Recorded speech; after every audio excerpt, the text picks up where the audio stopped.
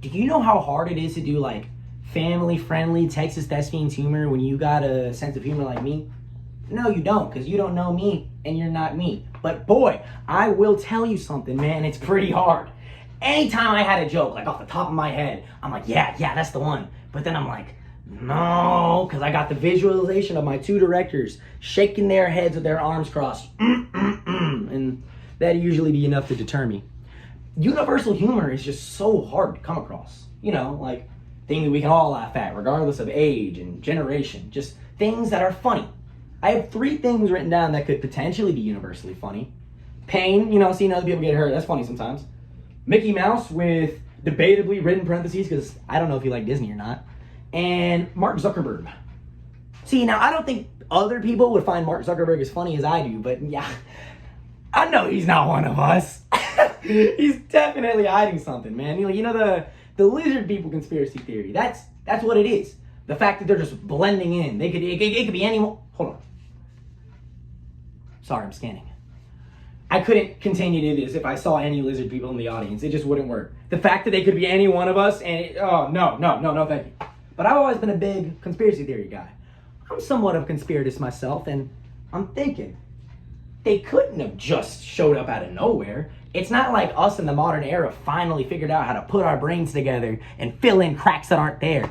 No, this had to have happened throughout history. Bigfoot. What do you think a medieval Bigfoot hunter was like? Personally, I think it was probably pretty terrifying. Can you imagine you have what?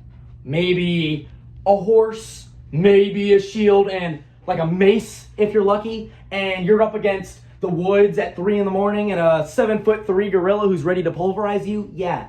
I just don't think I'm winning that, and I don't think any of you are winning that either, personally. Stand up is hard. Like, doing this is extremely hard. And anytime I try to look like online for any tips or tricks on how to get better, it was always just, oh, just keep writing, just keep writing, just keep writing. And I'm sorry, but I'm not Alexander Hamilton. I just can't write like I'm running out of time. It's just not something that occurs to me, man. And I didn't really think I looked like him either. I didn't think Lin-Manuel Miranda was my celebrity counterpart. But I always thought it was Terry Crews.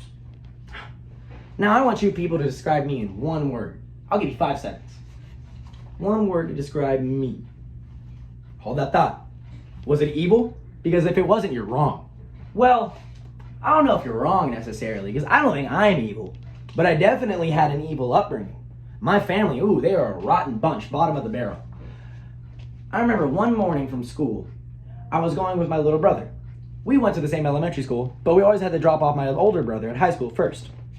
He looks at me one day, and he turns around. He says, Brandon, what's your school ID? And you know me, I'm a little obedient boy back then. I'm 6? I go, 1803609. And he looks at me and he laughs. He goes, yeah, thanks for the lunch money, loser. I didn't think that could happen. I didn't think in the modern day and age you could get your lunch money finessed, but hey, it happened to me. The one thing that's probably more evil than my family, though, is high school. High school is one of the most evil places ever. But one thing that's not so evil about high school that I enjoy is high school theater. Texas Thespians, I'm sure we can somewhat relate to that.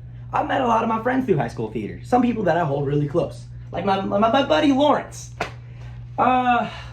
He's a big theater guy, but he didn't really start out that way, you know? He wanted to be an athlete. He tried soccer. But you know what they called him in soccer?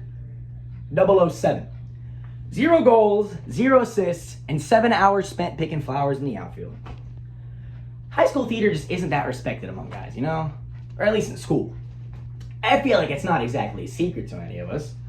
But I just feel like there's this overlooked, manly side of theater that we always just ignore for some reason. Professional wrestling.